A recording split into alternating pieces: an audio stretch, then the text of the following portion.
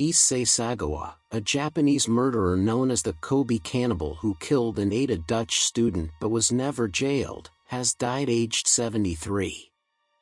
Sagawa died of pneumonia on November 24 and was given a funeral attended only by relatives, with no public ceremony planned, his younger brother and a friend said in a statement.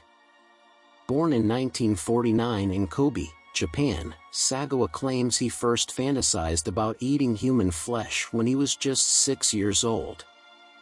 His favorite story as a child was Hansel and Gretel, and he even recalls staring at classmates' thighs in primary school and thinking, that looks delicious.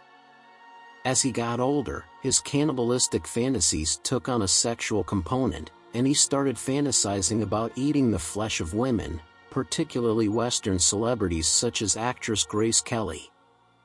At 23, he first tried to act on his desires when he broke into the Tokyo apartment of a young German woman wearing a Frankenstein's monster mask. Thankfully, she woke up before the attack and was able to overpower the 4 feet 9 inches Sagawa. When police arrested him, Sagawa claimed he had intended to sexually assault the woman, believing that he would be treated more leniently than if he said he wanted to eat her. His wealthy father paid the young woman to drop the attempted sexual assault charges, and Sagawa was free. In 1977, the 28-year-old Sagawa was accepted at Paris' prestigious Sorbonne University to study languages and literature.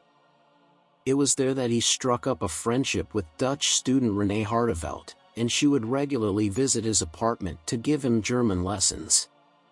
But Sagawa was consumed by his sickening desires and bought a rifle with the intention of murdering the 5 feet 11 Renee and cannibalizing her body. He frequently hired sex workers and brought them back to his apartment with the intention of killing and eating them, but each time he couldn't bring himself to go through with his crimes. On the night of June 11, 1981, when the 25-year-old had visited his apartment to have dinner, Sagawa crept up behind her as she was reading poetry and shot her in the neck. He said he briefly felt remorse for the murder, later recalling, "I thought about calling an ambulance, but then I thought, hang on, don't be stupid. You've been dreaming about this for 32 years and now it's actually happening." He then indulged in a truly horrific few days of violence, raping Renee's dead body before eating parts of her flesh. Some of the flesh he ate raw, while other parts he cooked before consuming. Over the course of the next stomach-churning 2 days, Sagawa ate portions of Renee's breasts, calves, lips, and thighs, until deciding it was time to dispose of her remains. He bought 2 large suitcases and placed her body parts in them before calling a taxi. The unknowing cab driver joked if Sagawa's heavy bags contained a dead body as he helped him with them. Before driving him to a nearby park.as, he tried to dump the suitcases containing Renee's body in the Bois de Boulogne park. 2 horrified joggers saw blood dripping from them and alerted police. Police were called and were able to connect the cases to Sagawa with the help of the taxi driver. Inside his apartment, they found the remnants of a meal including cooked human flesh as well as Renee's photo ID card. He was arrested and was held in France for 2 years where psychologists examined him.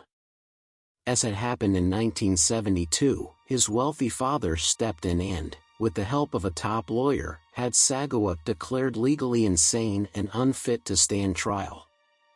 He spent the next 4 years in a French maximum security psychiatric unit, during which time he notoriously wrote and illustrated a novel, In the Fog. The book told the story of a man who murders a woman, rapes her corpse, and eats pieces of her flesh, leading many to conclude it was a true account of his crimes. The outrage over the publication led to one reporter being arrested and 200,000 copies of the magazine being seized by authorities. After being deported back to Japan in the wake of the backlash from In the Fog, he was sent to a Tokyo hospital for psychiatric evaluation. Japanese doctors determined he had a personality disorder but wasn't legally insane, and could be held criminally responsible for his despicable crimes. Some studies and medical journals claim that cannibalism is a self-defense reaction to a perceived threat of destruction. Survival depends on the annihilation or assimilation of the other. Let me know what do you think, and don't forget to subscribe to my channel.